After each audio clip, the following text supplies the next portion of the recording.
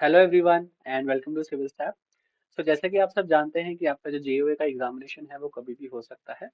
तो उसी के लिए हम आपके लिए क्वेश्चन आंसर सीरीज लेकर आए हैं, जिसमें हम सबसे पहले तो प्रीवियस एग्जामिनेशन क्वेश्चन डिस्कस करेंगे, है ना।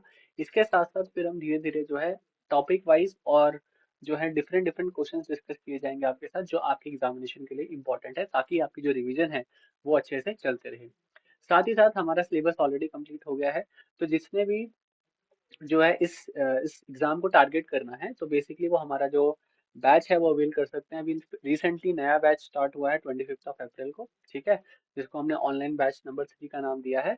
और साथ ही साथ जिन्होंने टेस्ट सीरीज अवेल करनी है तो वो टेस्ट सीरीज भी अवेल कर सकते हैं। आपको डिस्क्रिप्शन में सब कुछ डिटेल्स मिल जाएंगी, नंबर भी आपको डिस्क्रिप्शन में मिल जाएगा, वहां पर आप कॉल करके सारी की सारी डिटेल्स जो है पूछ सकते हैं।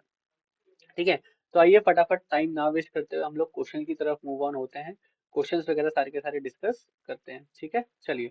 तो सबसे वाला पहला क्वेश्चन है आपका, जो प्रीवियस एग्जामिनेशन में पूछा गया था। अ firm goodwill is not affected by, firm की जो गुडविल है वो किस चीज से इफेक्ट नहीं होती।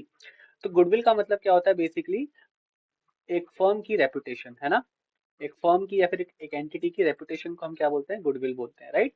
तो अगर मैं बात करूं, गुडविल जो है वो कहीं ना कहीं लोकेशन से भी इफेक्ट होती है, ठीक है। गुडविल जो है कहीं ना कहीं रेपुटेशन से भी इफेक्ट होती है, और अच्छी अगर कस्टमर सर्विस दे रहे हो, ठीक है, कस्टमर सर्विस दे रहे हो तो आपकी गुडविल अच्छी बनी रहेगी मार्केट में। अगर कस्टमर सर्विस अच्छी नहीं दे रहे हो तो आपकी गुडविल जो है वो रेपुटेशन जो है वो खराब हो जाएगी मार्केट में।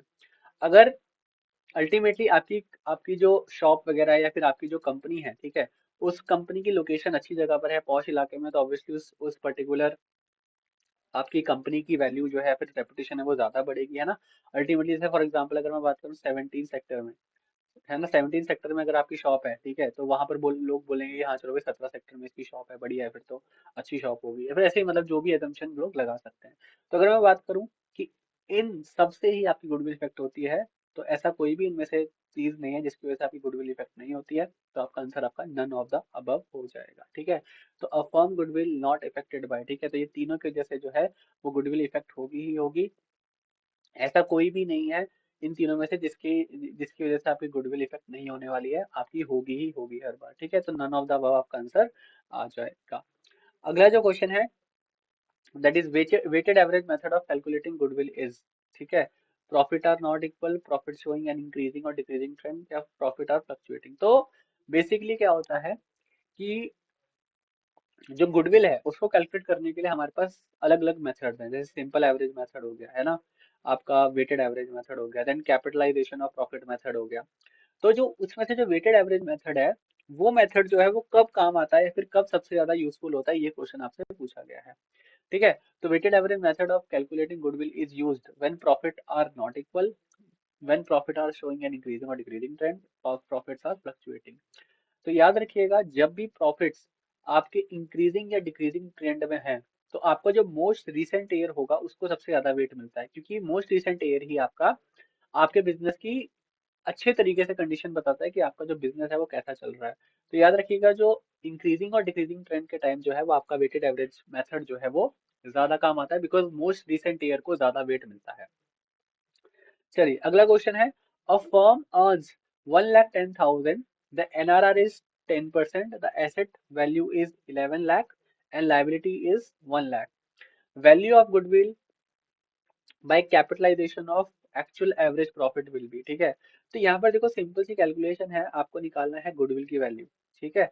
तो सबसे पहले आपको क्या निकालना पड़ेगा, सुपर प्रॉफिट निकालना पड़ेगा। क्या निकालना पड़ेगा, सुपर प्रॉफिट, ठीक है। सुपर प्रॉफिट मतलब क्या होता है, सुपर प्रॉफिट ऐसा प्रॉफिट होता है जो आपके नॉर्मल रेट ऑफ रिटर्न से, जो नॉर्मल रेट ऑफ रिटर्न है उससे ज्यादा जो कंपनी अर्न कर रही है, उसको हम मान लेते हैं कि भाई अगर कंपनी नॉर्मल इंडस्ट्री ट्रेंड से ज्यादा रेट ऑफ रिटर्न से प्रॉफिट अर्न कर रही है, तो वो किसकी वजह से कर रही होती है, अपनी गुडविल की वजह से कर रही होती है।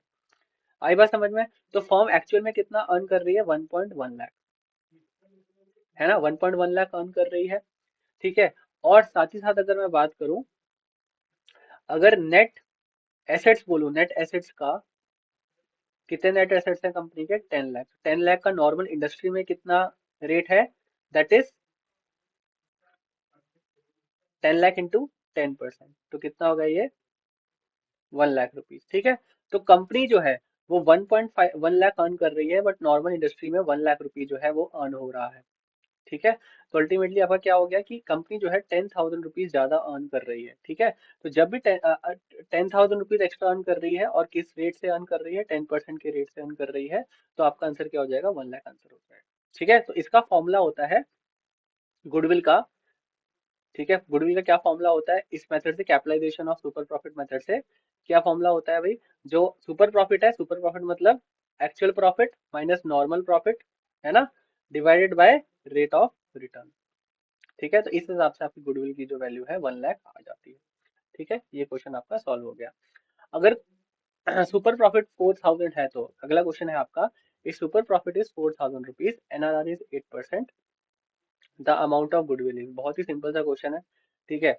तो अगर मैं बात करूं, आप सिंपल सिंपल क्या करोगे, 4,000 जैसे अभी प्रीवियस क्वेश्चन में हमने देखा, 4,000 आपको डायरेक्टली सुपर प्रॉफिट यहाँ पर दे रखा है, डिवाइड बाय 8% कर दीजिए। ठीक है। तो आपका आंसर ऑटोमेटिकली क्या आ जाएगा, 50,000 आपका आंसर आ जाएगा। ठीक है। Is it clear? बात समझ में आ गई? चलो, अगला जो क्वेश्चन है आपका, that is accounting for intangible assets are related to. तो अगर आपने एएस का लेक्चर मेरा देखा होगा, ठीक है, इवन जो गुडविल वाला टॉपिक है वो भी मैंने बहुत ही डिटेल में आपको समझाया हुआ है। और अगर आपने मेरा एएस वाला टॉपिक भी देखा होगा, हमने लेक्चर्स में अच्छे से एएस इंडेस सब कुछ रिमेंबर किए है ना। तो एएस जो है 26 आपका जो है वो कौन सा है, आपका इंटेंजिबल एसेट्स का एएस है। ठीक है। As 26 will be your answer. Then given realization value of assets is 70,000, profit on realization is 3,000, book value of assets will be। तो बहुत ही सिंपल सा क्वेश्चन है। अरे भाई, जो प्रॉफिट है वो है आपका 3,000। ठीक है। और कितना पैसा आपको रियलाइज होके मिला है, 70,000। तो 70,000 में क्या ऑलरेडी प्रॉफिट भी इंक्लूडेड है? अगर आपको पैसा 70,000 रुपये मिला है, 70,000 रुपीज मिला है, तो क्या नहीं से this, if the realized value 70,000 rupees, तो आपको 70,000 रुपीज मिला है, मतलब सेल वैल्यू है ये। तो इस सेल वैल्यू में ऑलरेडी प्रॉफिट इंक्लूड होगा, यस। तो जो आपकी सेल वैल्यू होती है वो क्या होती है, आपकी जो बुक वैल्यू प्लस प्रॉफिट, यही होता है। आपको सेल वैल्यू ऑलरेडी दे रखा है, सेल वैल्यू कितना है आपका, 70,000। ठीक है। बुक वैल्यू हमें फाइंड करनी है, प्रॉफिट कितना दे रखा है आपको, 3,000 दे रखा है ना। प्रॉफिट ऑन रियलाइजेशन आपको दे रखा है, तो अल्टीमेटली एक्स की वैल्यू कितनी होगी आपकी, 67,000 रुपीज हो गई। तो आपका आंसर क्या हो जाएगा, 67,000 रुपीज आपका यहाँ पर आंसर आ जाएगा। देन ऑन डिसोल्यूशन, जब फर्म डिसोल्यूट हो जाती है, जब फर्म खत्म हो जाती है, all assets are transfer to realization account. किस वैल्यू पे जो है सारे के सारे एसेट्स जो हैं, एसेट्स और लायबिलिटीज जो है, अगर मैं बात करूं किस वैल्यू पे ट्रांसफर होते हैं, रियलाइजेशन अकाउंट में। देखो, रिवैल्यूएशन अकाउंट तब बनता है जब एसेट्स को रीवैल्यू करते हैं, राइट। बट रियलाइजेशन अकाउंट कब बनता है, जब एसेट्स और लायबिलिटीज को खत्म करने के लिए, मतलब फाइनल सेटलमेंट करने के लिए हम लोग एसेट्स और लायबिलिटीज को रियलाइज करना स्टार्ट कर देते हैं। और ये सारी की सारी चीज नॉर्मली आपकी बुक वैल्यू पे होती है। ठीक है। उसके बाद फिर जो है उनको सेल करके एक्चुअल वैल्यू जो है, रियलाइज्ड वैल्यू जो है वो निकाली जाती है। Then sacrificing ratio is used. जो सेक्रीफाइसिंग रेशो होता है, जैसे फॉर एग्जांपल मान लो ए एंड बी दो पार्टनर है। ठीक है। सी न्यू पार्टनर एडमिट हुआ, तो क्या ए और बी को कहीं ना कहीं अपना शेयर सेक्रीफाइस करना पड़ेगा? ठीक है। अगर नया पार्टनर एडमिट हो रहा है, तो क्या कहीं ना कहीं सी ए और बी को अपना शेयर सेक्रीफाइस करना पड़ेगा? ठीक है, in case of admission of a partner, yes और नो, है ना। तो यहाँ पर सेक्रीफाइसिंग रेशो किस किस के काम आता है, तो याद रखिएगा, रिजर्व्स बांटने का काम आता है, गुडविल बांटने का काम आता है, या फिर गुडविल लेने देने का काम आता है, रिवैल्यूएशन प्रॉफिट या balance in P and L. देखो याद रखिएगा, जो रिजर्व्स, रिवैल्यूएशन और balance in P and L है, ये तीनों जो है वो ओल्ड रेशो में ओल्ड पार्टनर को बढ़ जाते हैं। बिकॉज जिस दिन तक पार्टनर एडमिट, नया पार्टनर नहीं आ रहा है, उस दिन तक के सारे प्रॉफिट्स किसको बिलोंग करते हैं, ओल्ड पार्टनर्स को बिलोंग करते हैं। बट जो गुडविल है, गुडविल जो है वो नए पार्टनर से ली जाती है। नए पार्टनर जो है उसको बोला जाता है कि आप कैपिटल लेके आओ प्लस आप गुडविल लेके आओ, है ना। और गुडविल को जो है वो गेनिंग टू सेक्रीफाइसिंग रेशियो में बांट दिया जाता है। तो सेक्रीफाइसिंग रेशियो है जो है वो किसके लिए काम आता है, गुडविल कैलकुलेट करने के लिए, गुडविल को बांटने के लिए काम आता है। Then in a partnership form considered as a separate legal entity, तो याद रखना, पार्टनरशिप फर्म में जो लाइबिलिटी होती है वो नॉर्मल अनलिमिटेड लाइबिलिटी होती है। कौन सी लाइबिलिटी होती है, अनलिमिटेड लाइबिलिटी होती है। आई बात समझ में? अब अनलिमिटेड लाइबिलिटी है, तो इस केस में क्या होता है कि अगर मान लो पार्टनर्स, पार्टनरशिप फर्म जिन्होंने ओपन कर रखी है, अगर वो लोन वगैरह रीपे नहीं कर पाए, या फिर अपने जो कॉन्ट्रैक्ट्स हैं उनको फुलफिल नहीं कर पाए, तो उनके पर्सनल एसेट्स तक बिक जाते हैं। इसीलिए जो है वो एलएलपी का कंसेप्ट आया था, एलएलपी एक्ट ऑफ 2008, जिसमें लिमिटेड लायबिलिटी पार्टनरशिप का कंसेप्ट लाया गया था। बट ये जो क्वेश्चन पूछा गया है वो आपका नॉर्मल पार्टनरशिप के हिसाब से पूछा गया है। तो partnership firm is a separate accounting entity.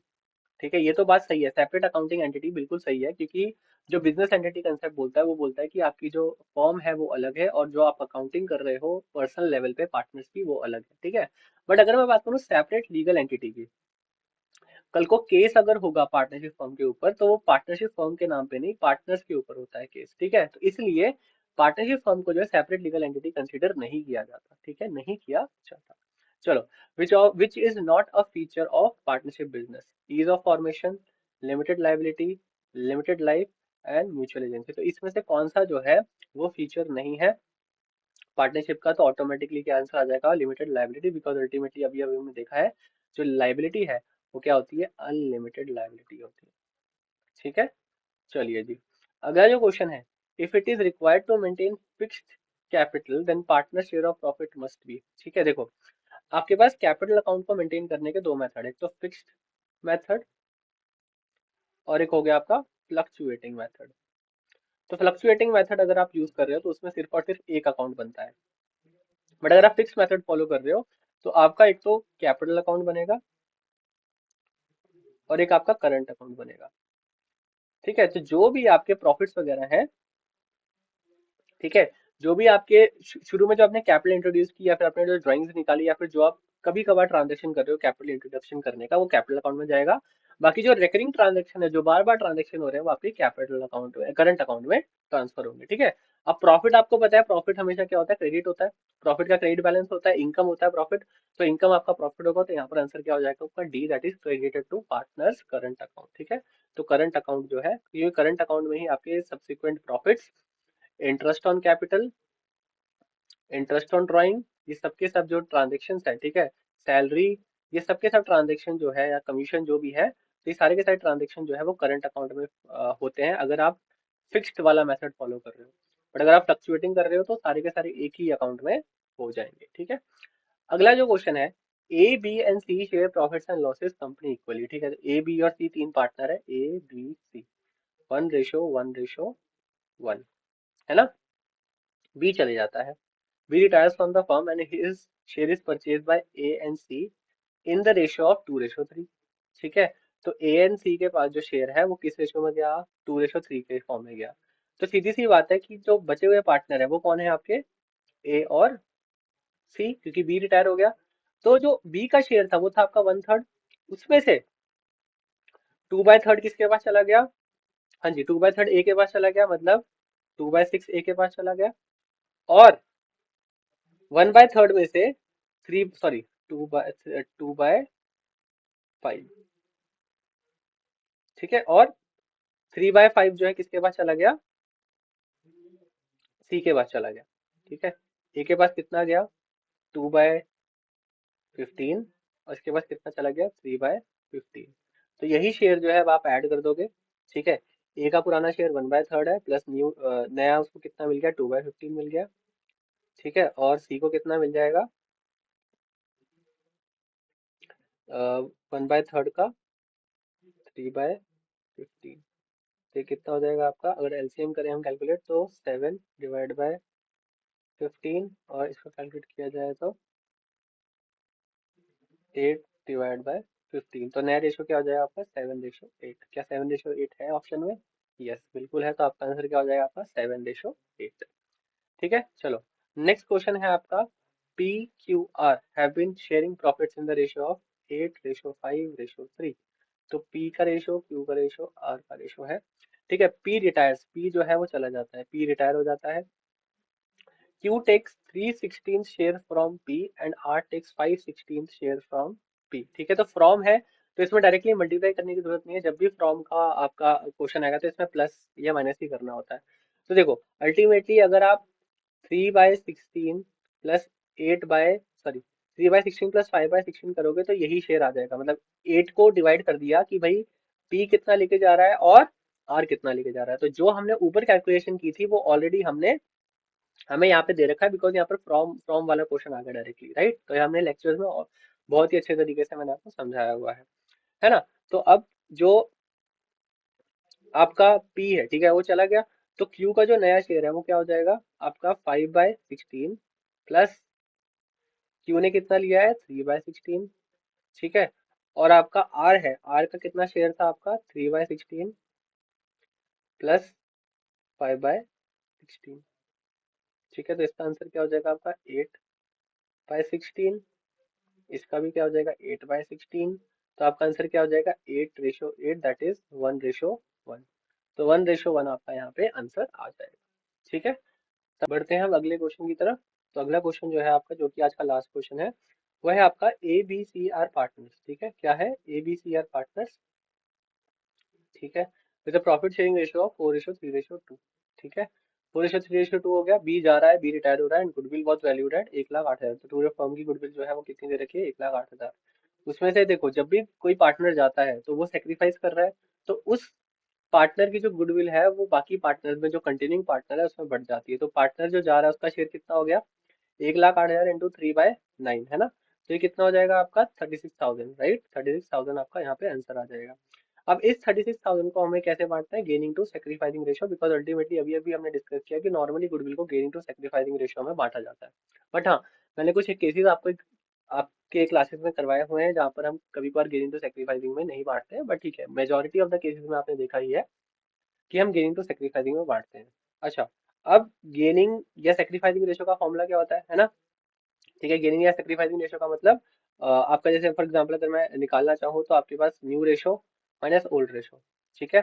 तो न्यू रेशो भी आपके पास है, यहाँ पर ANC का न्यू रेशो है आपके पास, एंड ओल्ड रेशो भी आपको ऑलरेडी ANC का दिया गया है। तो जब भी आप निकालोगे तो आपको ओल्ड गेनिंग और सेक्रीफाइसिंग का, सेक्रीफाइस तो देखो साफ साफ पता चल रहा है बी ही कर रहा है, बट जो गेनिंग शेयर है वो आपका इस फॉर्मूले से निकल जाएगा।